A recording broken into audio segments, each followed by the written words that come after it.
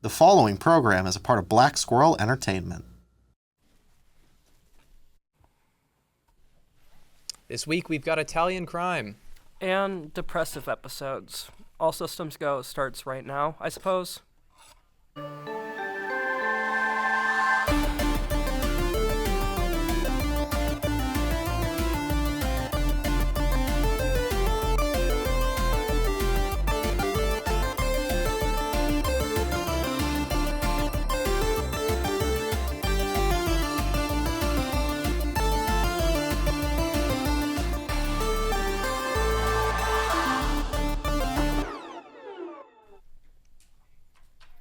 Greetings and welcome back to another episode of ASG, the only show that sets the competitive Halloween standard.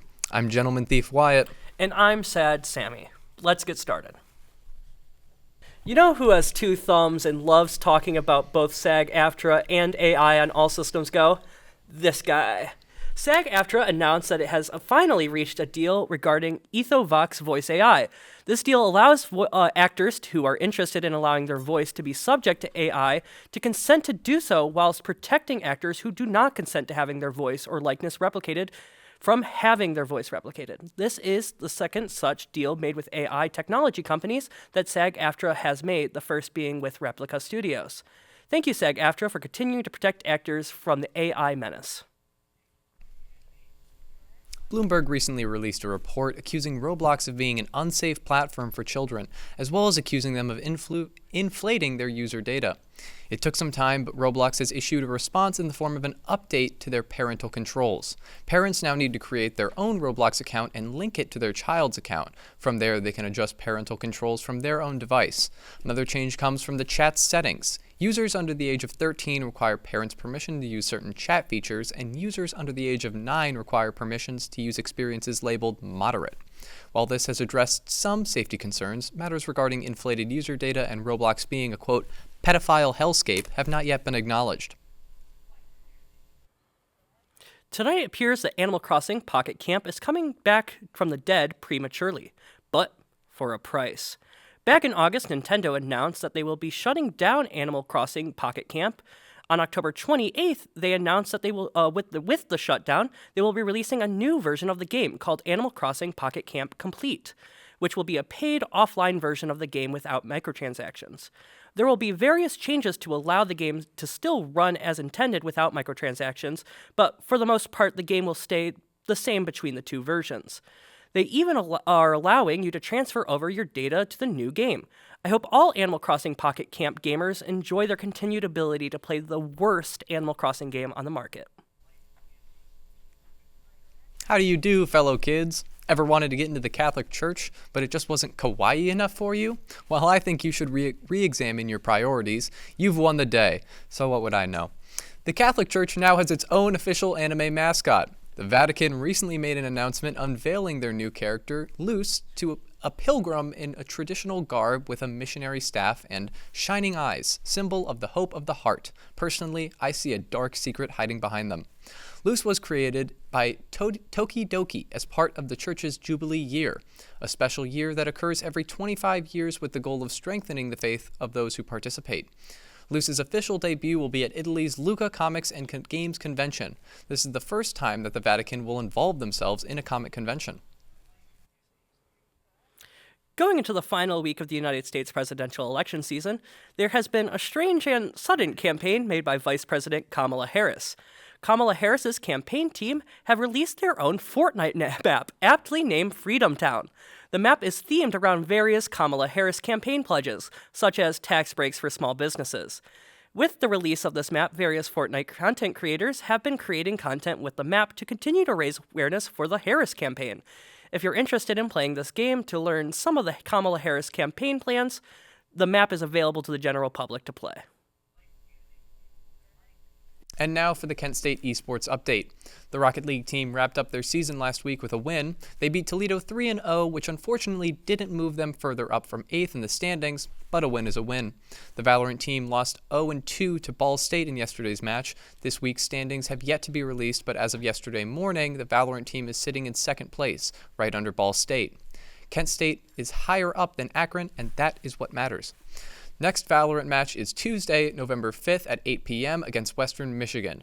Check out the esports team at esportsksu on all socials for updates and more info.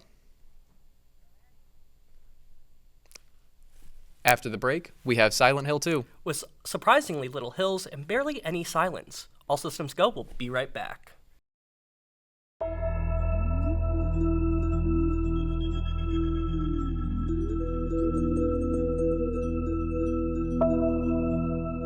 Zach is reviewing the Silent Hill 2 remake. Have you ever actually been to Silent Hill? It gets a bad rep. You should kill your wife. You should visit. This is one of the first screens you see when you open Silent Hill 2 Remake. A warning. To put it plainly, this is one of the most mature games I've ever played. I don't just mean it's scary or brutal, which it can be, but it also takes on incredibly mature themes and deals with them incredibly well. Though it is a phenomenal game all around, as my and many others' first real experience with Silent Hill 2, this is one of the best compliments I can give it. This will be a spoiler-free review, with footage only from the first section, and nothing M-rated will be shown on screen.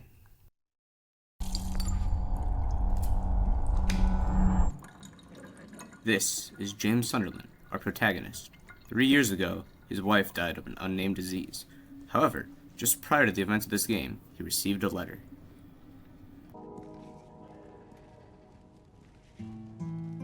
In my restless dreams, I see that town. Silent Hill. You promised you'd take me there again someday. But you never did. Well, I'm alone there now. In our special place. Waiting for you. So he goes to Silent Hill, and as you might expect, it all goes downhill from there. He meets a few other characters in his attempt to unravel this mystery, some friendly, some not. Each character is unique and well placed within the story, showing up just enough to be given backstory that is pieced together slowly, but not enough to become boring. There's one character that is kind of the exception that proves the rule, however, showing up after a certain set piece. They have almost no available backstory to piece together, but that's essentially the point, and this mystery and personality they have keeps them from being boring at any point. The music is also remarkably good, which has a big part in its spine-chilling atmosphere. With all this, plus its multiple endings, the story is nothing short of incredible. Truly, the depth of every character, especially James, is one of the best things about the game.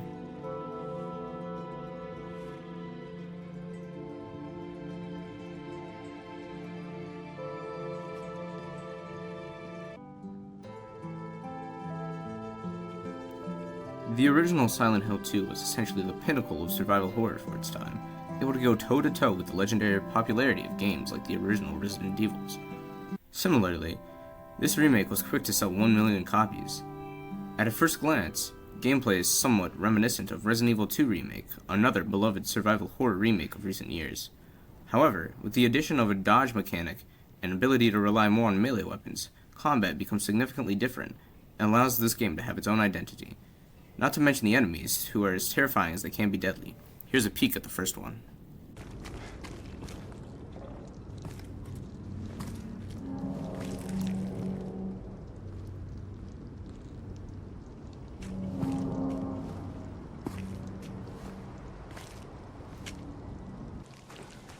There are 3 difficulties for both combat and puzzles, which are 2 separate choices: light, standard, and hard. Unfortunately, even on standard, some enemies tend to magnet onto you, making it feel somewhat unfair. This leads me to the puzzles, which can be somewhat challenging even on standard, but evenly fun to get codes or items to progress to the next area. The map is an essential tool to understand where to go next, as James marks his map with where he can and can't go, along with important items and places you might need to return to. However, there's a sweet spot between being easy and being challenging to progress, where it doesn't leave you completely in the dark but still doesn't hold your hand through it. This game is a little too linear and arguably holds your hand a little too much. Something that might be a positive or a negative is the amount of items it gives you. For some people, you might end up with an overabundance of healing items or ammo depending on how you play, which can make the game feel less tense. Although it did feel slightly long, I enjoyed the vast majority of my nearly 19-hour playthrough on standard. With the aforementioned multiple endings and ability for New Game Plus playthroughs, or playthroughs with different items and secrets you unlock after the first one, there's a lot of replayability. Guess I don't really care if it's dangerous or not. I'm going either way. Overall, with beautiful cutscenes, an unparalleled story, and everything that makes survival horror great, Silent Hill 2 Remake is an outstanding game, doing almost everything it sets out to achieve with astonishing success. A great modern-day reimagining of the original. After the break, Anne-Marie and some of the cast talk about their favorite horror games. All Systems Go will be right back.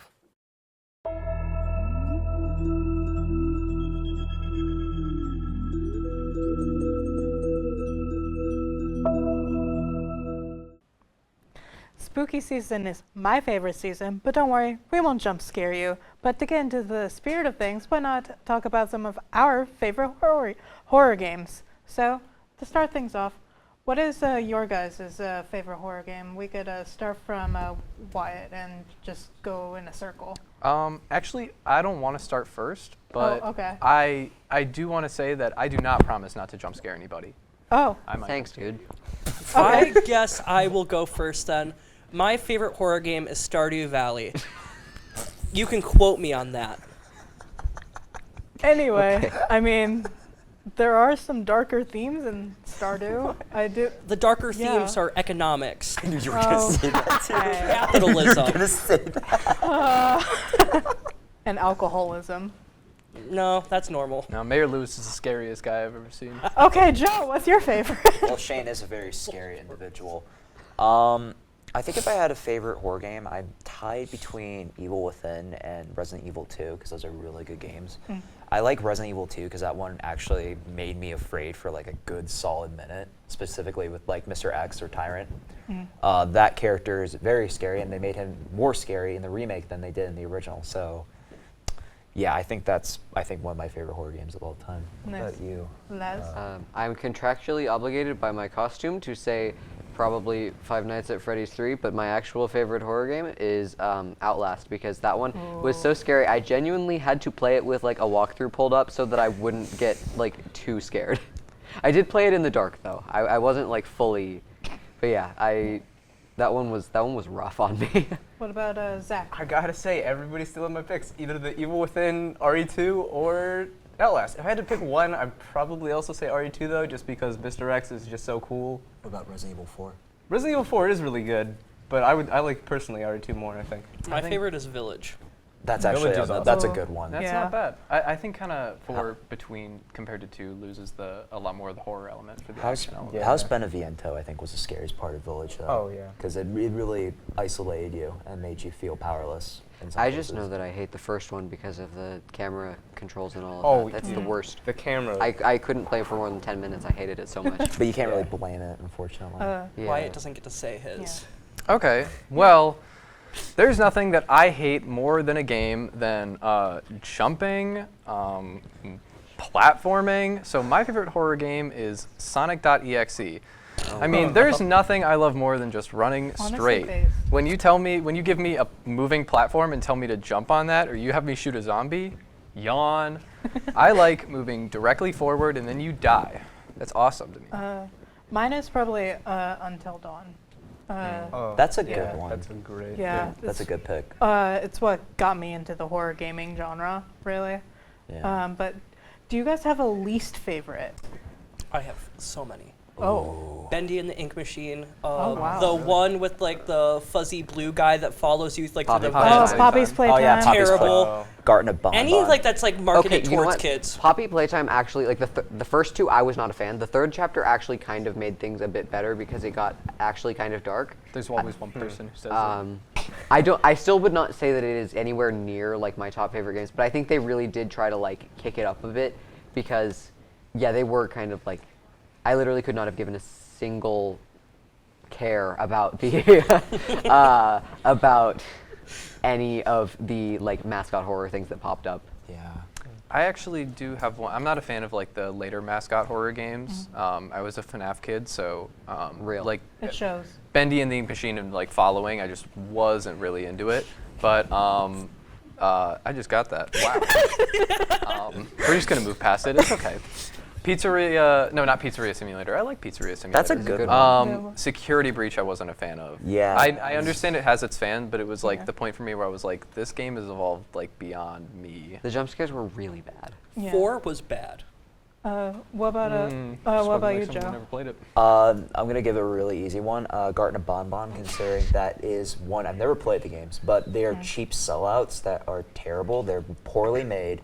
They're literally they're just models made in Blender. It's bad. They keep making multiple. It's literally Garten of Bonbon is the definition of quantity over quality, and it really shows every single time. Because it's like, let's make a new one.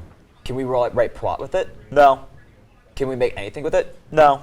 I agree with all of those criticisms, except for models being made in Blender, because that is like, the main free open source alternative to things like Maya and all of that. And so I can't agree with the Blender shade, but I will agree with the rest of it. Because, that's a disaster. Blender itself is a horror game. Making that donut tutorial. Zach, do you have a least favorite? I'm trying to think. Do any of you guys know what the park is? I think that's what it was called. The park. I think it was called I've heard the park. that game before. It's just like you're walking through a what's it called? Like a theme park. It's a theme park. Sort of thing. But there's no real horror happening. Like, as I remember, my friends and I played it at the same time, and we were just walking through, and every time anything would happen, my friend would be like, you gotta get to the chase scene, and there was nothing. There was no actual horror or anything. It was very story driven, but it was also just boring, honestly. So just spooky walking Yeah, simulator. pretty much. It's always pretty one of those much. sad things when someone's like, oh, you're gonna love this part, Yeah. and it's like you don't end up liking that part. It's like, oh, I don't feel the impact of that scene. Real. Yeah. But Honorable mention, Hello Neighbor. Oh. yeah, that's a good Gosh, one. yeah. That did not Crowd pay goes off. mild. Yeah. It's so God. Matt Pat's really gonna like this game, guys. Matt Pat, you're gonna enjoy this. Matt Pat, Can you will watch our love trailer, I'm please? so mad that I actually spent money on it once it came out. Wow. Shout out to my sister.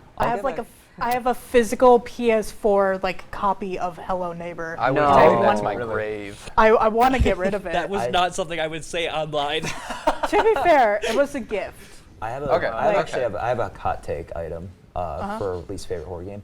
Resident Evil 3 remake. Oh, that's what I should have said. I was thinking about it. I think that for a remake is poorly optimized for the fact that it was sold alongside a multiplayer game, and that the only reason they could get the multiplayer game to sell was by selling it alongside a remake. It's way shorter than the original. It cuts out too much good stuff, specifically the clock tower scene and Raccoon State Park. Cuts out those sections of the game, so it's kind of identifiable. And Nemesis only has one unscripted chase sequence, and then the rest of it is scripted, and it's bad. Wait, so what was the co-op one that came out It with? was Was it Resistance. Resistance? Yeah, it was Resistance. Oh, yeah. Anyone ever play that? No, it's in my I Steam played it library, a little though. bit, 3 years later. So, one more question. If you were in a horror game, do you just any horror game ever? Which one do you think you could survive in, and why? Sonic.exe. Oh my God! I could have locked in. Yeah. Tails didn't. Knuckles didn't. Eggman. Eggman didn't. I could have. I think any, because I'm smart and wouldn't go down the creepy hallway. I would actually just leave the building. Silent Hill 2, because all you literally have to do is just walk away. Literally, it gives you clear indication that your wife is dead. Oh, my wife's dead. Okay, well, I'm just gonna leave then. Just oh, okay, bye-bye. Yeah, that's it. That's literally all James had to do. What about you, Les? Realistically, if there is actual danger, chances are none of them. Yeah, that's what I was If there is gonna say, physical too, danger, honestly. no. There's no way I'm living. You, Zach? No, I can't confidently say any of them. Truly. Well, looks like we're all dying. But after the break, we summoned a demon from a piece of media that none of us were even alive yet to see. Feeling spooked yet? All systems go. We'll be right back.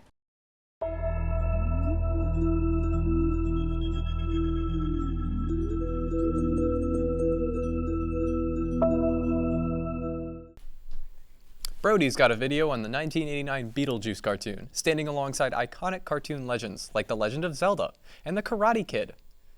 The Karate Kid had a cartoon. You know, if I had a nickel for every time a Tim Burton project got turned into a cartoon a year or so after the original made bank, 2 nickels. That's how many I'd have. And one of them is Batman, the other is Beetlejuice. It's showtime! Hot off the trails of the 1988 classic Beetlejuice, Warner Brothers commissioned a cartoon, and it was surprisingly successful. Unlike the movie itself, it's very toned down and very not as crude as the film. It ran from September 1989 to December 1991, moving from ABC to Fox somewhere in the middle of 1991. Tim Burton was directly involved. He helped develop it for television, and he even got Danny Elfman back on board to do the show's theme. And much like any Saturday morning cartoon, this was split up into very episodic adventures, where Beetlejuice and Lydia travel between the human world and neither world, which is what they renamed the afterlife for some reason. And they're just going on wacky hijinks. And there's about 4 seasons that are currently available right now. Only way I was able to get it was buying it off Apple TV. It's nowhere convenient for streaming at the moment. And there are, get this, 94 episodes. And did I watch them all? Nope. Because I didn't have the time for that in order to prepare for this video. I watched like 4 or 5. The pilot, and a few random ones from the other 3 seasons just to get a baseline feeling for what the show's like. And it's fun and campy. Each episode is split into 2 segments across a 22-minute runtime, save for the pilot, because it's the pilot. And it, like I said, it follows the very episodic adventures of Lydia and Beetlejuice, and the large supporting cast, which does not include the Maitlands from the first movie, and also has very interesting characterizations for the main 2 leads. The easiest one to get out of the way is actually Lydia, since instead of being very creepy and gothic, she's a lot more lighthearted and honestly very upbeat, which, you know, makes sense because for a kid's show they have to really tone everything back to make it make sense and not be off-putting, especially in the 80s and 90s, which is very ironic now that I say it out loud. And Beetlejuice himself has the most drastic change, because if you remember in the first film, he was basically the villain. He was an antagonist. He was slimy, creepy, gross. He is nowhere near that bad in the cartoon. They actually dial him back significantly, going from a creepy, overarching antagonist to a lighthearted, fun-loving prankster, using his shape-shifting powers to cause mischief, and which usually leads to wacky hijinks and getting scolded by Lydia. He's more akin to Mr. Mxyzptlk from Superman mythos, instead of being just straight-up evil bad guy.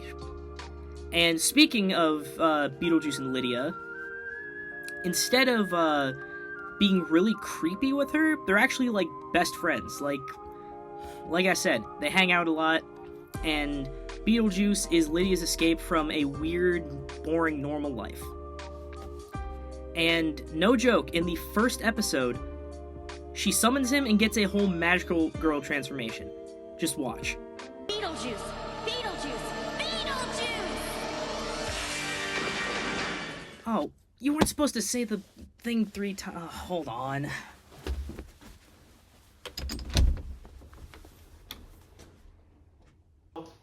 Not happening. Not happening. Oh, come on. The juice is loose. Yeah, I'm not dealing with that.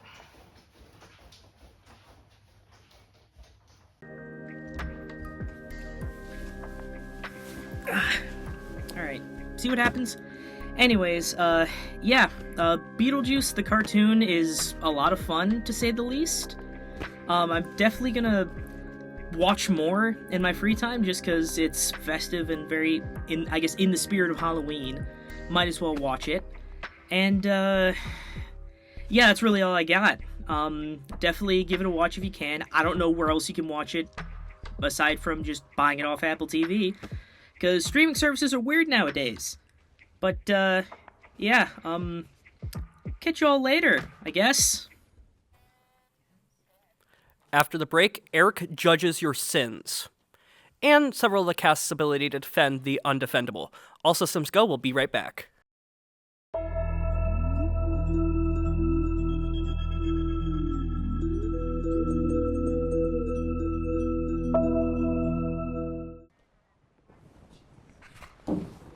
Hello, Paisanos. I'm the Honorable Judge Keyblade Master Erick. Today, 4 attorneys will be coming to the stand and defending their clients. After the arguments, a jury of their peers will come to a verdict. They will give a thumbs up for innocent, a thumbs down for guilty. For our first case, we have Attorney Grant and his client of Gabriel from Malagant. I don't know if I mispronounced that or not.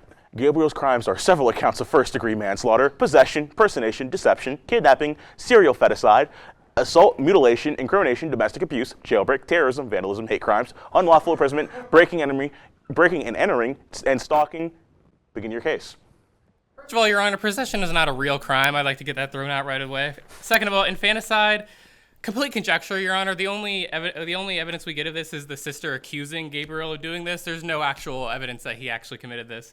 For all we know, the miscarriages were completely natural. Derek, the abuser, so Gabriel kills Derek, the husband. He was an abuser. That's self-defense, straight up, easy. Attempted infanticide. Again, Your Honor, in my client's defense, he was simply being a little silly goofy. There's no way to know if he would actually have done it. He was holding the knife, sure, but there was no actually attempted infanticide committed. All the deaths in the prison cell scene where he murders like 14 women. Again, self-defense. Those women attacked him first. It was very, very clear case of self-defense. Attacking the mom and sister towards the end of the movie, that was revealed to be an illusion, Your Honor. That did not actually happen. Killing all the police in the precinct, once again, self-defense. They fired on my client. And also the fight scene was really cool. So, last but not least, Your Honor, even if these accusations were valid, it would imply that my client actually exists. If you look back at the flashback scenes in the hospital, there is evidence, Grant, records of... That's enough. We've heard enough. Okay. Jury? Thumbs up or down? I can't actually see all of you. That's bad. What are we looking at? All bad? Unbelievable. Singular thumbs up. We have to, by the order of the court, I find you guilty for not enough evidence. Although I will admit that does look like a pretty sick fight scene. Our next case is Leatherface versus the people of ASG with attorney Brian. Leatherface's crimes are serial murder, cannibalism, mutilation, stalking, aggravated assault, kidnapping, animal abuse, and the list goes on. We can see where this is going. Property damage is on there somewhere. Begin your case. Well, Your Honor, I wish to address Leatherface. He may not be known for his chainsaws. He may be known for his good old massacres, blood murder, all that. But, even though he may have breaking and entering, dude's hungry. He's just trying to get some food. But, who's to say that food is good? Bro, you just need to get your act together. And Leatherface is hereby, in my opinion, cool. Dude, just get some refrigerated food. He may have, I don't know, decapitated people. But in my case, I don't know anymore. Bro just has no much to get. So your defense is that he was hungry and he's cool? Yes. Chainsaws are cool. Bro's hungry. We will now be hearing from the jury. By the order of the court, I find Leatherface guilty. You actually might be going to the chair with him, if I'm being honest. That was pretty bad. For our next defense is Andy's, and his client is Sonic.exe. His crimes are several accounts of homicide, possession, impersonation/deception, mass murder, enslavement, stalking, animal cruelty, brainwashing, and kidnapping. Begin your case, Andy. Hello, Your Honor. I want to play a game. In 60 seconds. Oh wait, I'm not Jigsaw. I'm Billy the Puppet. Okay. So Sonic.exe.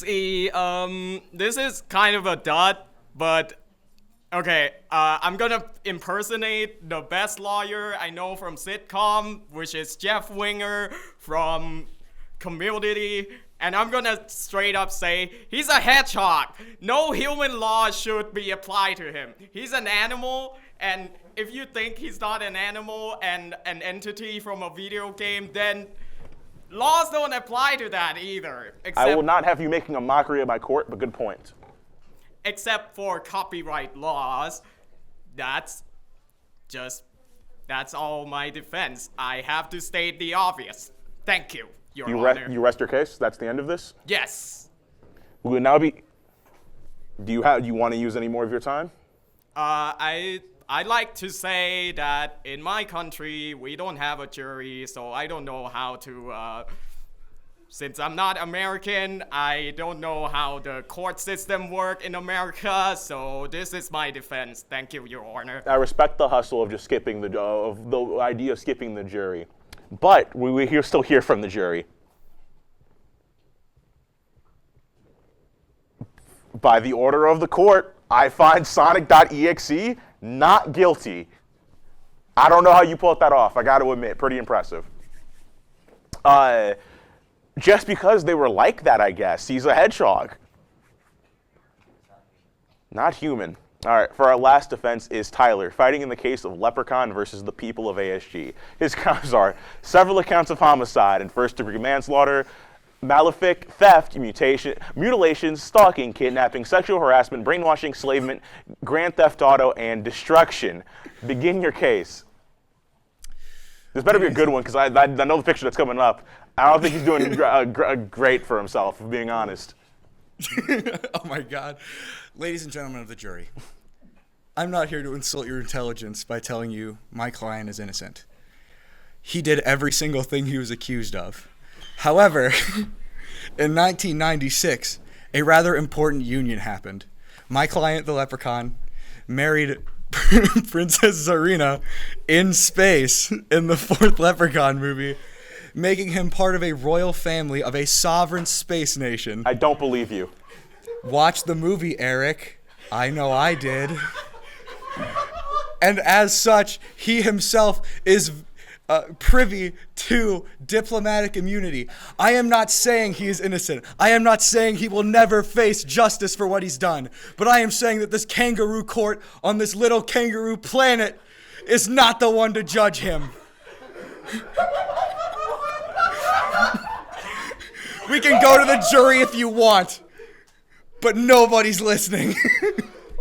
I'll give you this. You're the first person to bring like actual legal matter into this outside of he's just cool or not a human. Yeah, I take this seriously, Your Honor. All right, all right. Have anything else to add to this case? Baba Booey. Jury, what is your verdict? Guilty, but like...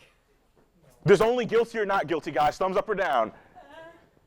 It's looking like an overwhelming verdict of not guilty. By the order of the court, I find you, Leprechaun, not guilty, not because you're innocent, but because of diplomatic immunity. I have to admit, that's probably the best case we've had today. With, what was it, 2 non-guilty, 2 guilties? 2 and 2, that concludes our session of ASG Court. After the break, we have a special Halloween Kingdom Hearts review from a mysterious, dashing, and handsome rogue. All systems go, we'll be right back.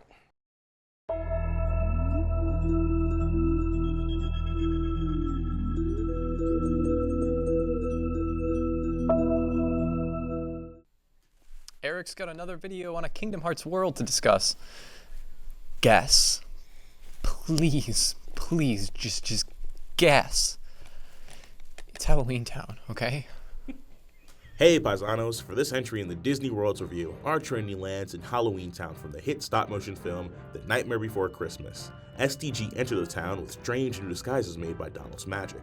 And our heroes find Heartless, not attacking anybody and acting totally docile. They soon find that Jack Skellington the Pumpkin King has been using the Heartless as puppets for his Halloween festivals, but still can't get them to dance the way he wants them to. Jack then comes up with the idea of making an artificial heart for the Heartless and asks Sora for his help. Sora decides to help for literally no reason besides it would be fun and they make the heart, but egads! Once the heart is made, the Heartless go berserk. Not only that, the little bastard henchmen of Oogie Boogie steal it for their master. Now Sora and Jack have to stake it back before Oogie uses it to summon more Heartless, which leads to one of the funniest exchanges so far. Now, let's see if I can get their attention. Oh, Heartless!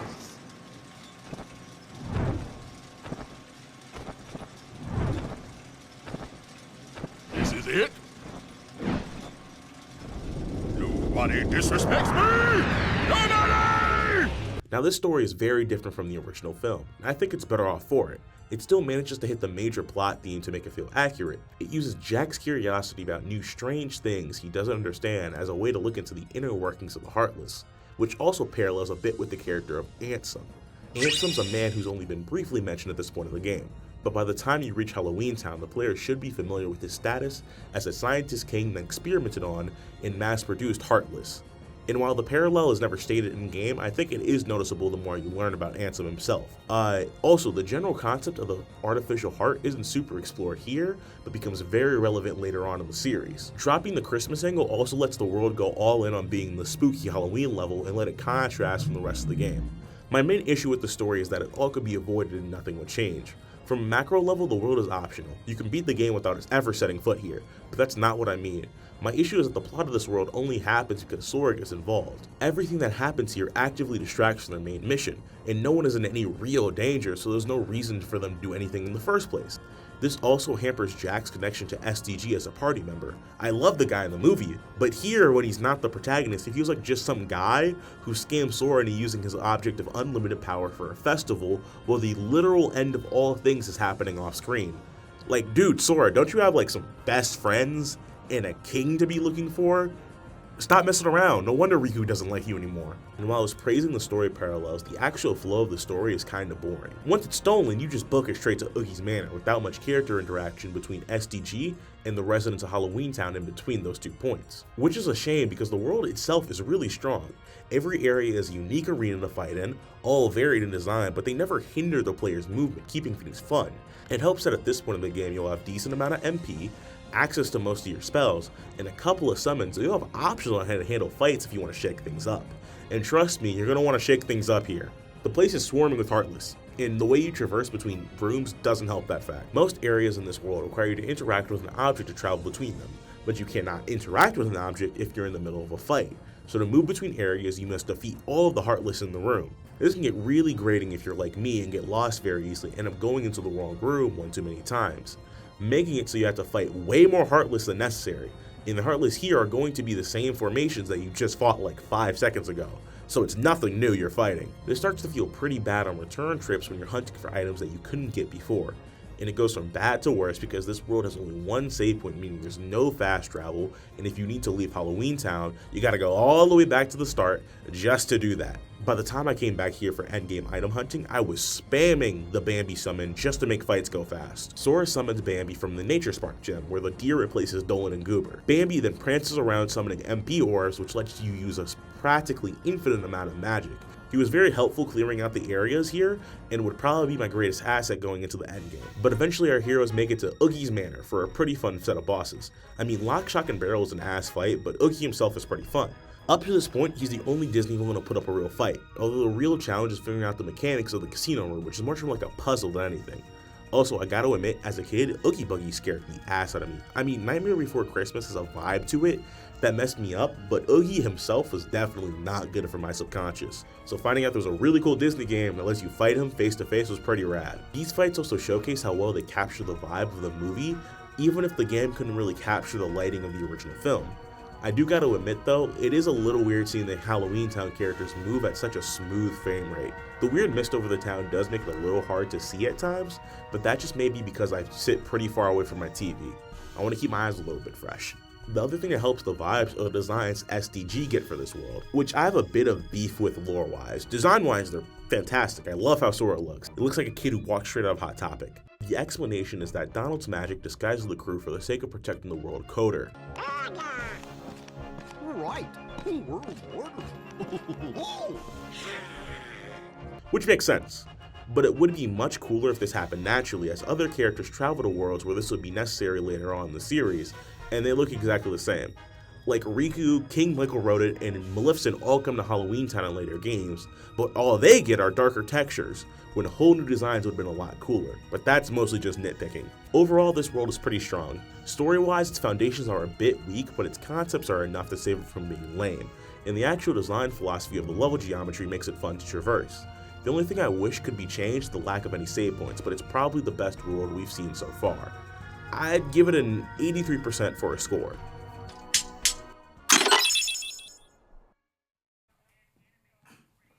After the break, Wyatt hosts a costume contest. All systems go. We'll be right back.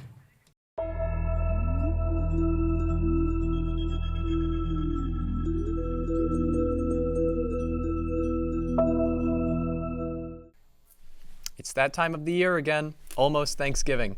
We all dress up as our ideal selves, something special and personal to us and us alone. So with that in mind, I'm going to examine everyone's costume and decide who's got the best fit. I'm the one to judge because I gave myself first place. Look at this. I mean, come on. Look at this. All right, first up, we got Sammy. Sammy, what are you? I'm sad. Okay. All right, sad dad. It's I get just- it. I get it. I can't do it anymore, Wyatt. I can't do it anymore. Aw, crying. That's not going to win you anything. Out of here. Erick.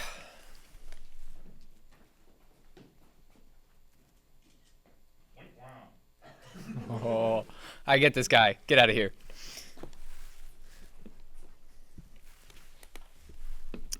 Next up, Coleman. Hippie. Okay, I see the vision. Whoa, all right. That was a little hard for my taste, but pretty good. Pretty good. Zach, Constantine, I'm feeling it. A little bit of Columbo, a little bit of Zenigata. Give me a spin. Give me a spin. Okay. Get out of here. Out of here. Hold on. I'm turning off the little voice in my head. Jigsaw. In terms of painting, this is, I can't say best. It's really good. I like the suit. I like the bow tie. The gloves. You're good. Laz, purple guy.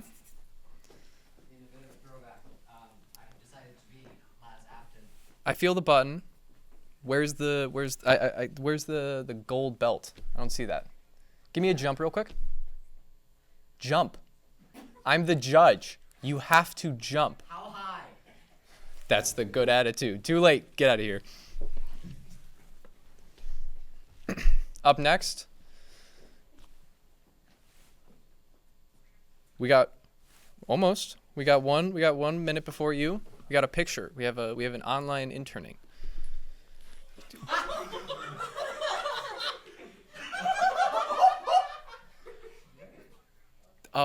Okay. I saw it.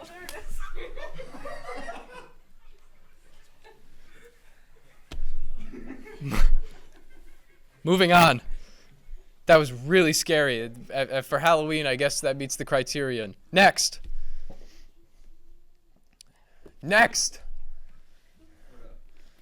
We got Jason Todd. Was this thrown together? Yes. Okay. I shaved my chin strap so I couldn't be Jigen again. That's fine. It's not bad. I mean, as a thrown together, it's pretty good. The gloves are on point. Give us a jump. Oh, okay. Now, I don't want to pick any biases, but that was pretty cool. I almost said a bad word. Get out of here. David? Okay, chemist. I see it. It's giving Walter White a touch of Jesse Pinkman, maybe even Todd. I don't like Todd. All right. Almost. I mean, I see it in the boots and I see it in the gloves. How come I didn't think of that before? It's a great question. All right, next up, we've got Grant.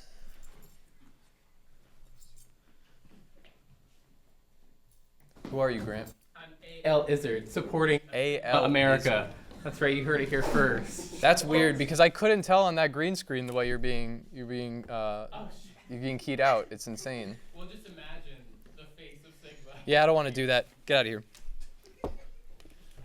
Brian. Brian, I want to spin from you. One more. One more. One more. Okay, you're good. Anne-Marie. Anne-Marie's up next. Minthara. This is a Baldur's Gate 3 character that I can't pronounce. It was a really good spin, though. You do have the outfit that fits for the spin. I couldn't come up with a better thing to command you to do. So get out of here. Get out of here right now. Next up is Owen, Brandon, Kenzie, I almost said it wrong, and Hannah. Do we have this? Oh, well, they're on. Look at them on spy cam there. Stanced up. All right, can we get Owen? Can you give me like the frat boy, kind of like the, Okay, well, a flex isn't bad. All right, good. One more from all of you real quick. Can you give me the they don't love you like I love you bit? Okay. All right, get them out of here. They're creeping me out. We got Charlene. Now, my listing says Harry Potter Extra. Which house are you feeling? Well, Gryffindor. Okay. All right, Gryffindor. I mean, sometimes you gotta self-indulge. I get it. Flick the wand and give me an Avada Kedavra. You know that will kill you. That's okay. Well, you are the Pumither. I can take it.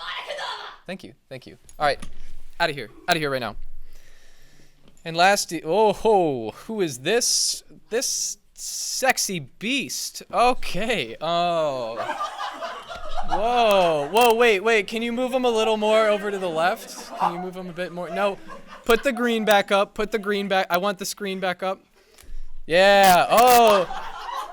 That's awesome. They put All Systems Go in their costume. Whoa. All right. Whoa. It's getting a little hot in here. Give me one more. I want one more. I want a spin and a jump from you, to make that clear. Ooh! Well, I didn't.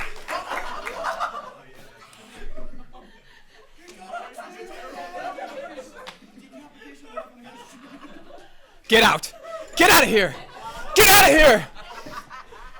Get him the hell out of here!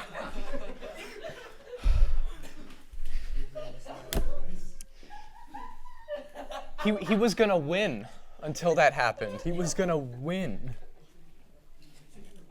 I've never felt so betrayed. I've never felt so unloved. All right, I'm looking at it here. I'm reading them out. For a throw together, I'm giving it to Jason Todd. Thank you, everybody. And that is all the time we have for this week's episode of All Systems Go. Follow our Instagram for some fun behind-the-scenes content and YouTube for past episodes and our TikTok just for funsies. All Systems Go, signing off.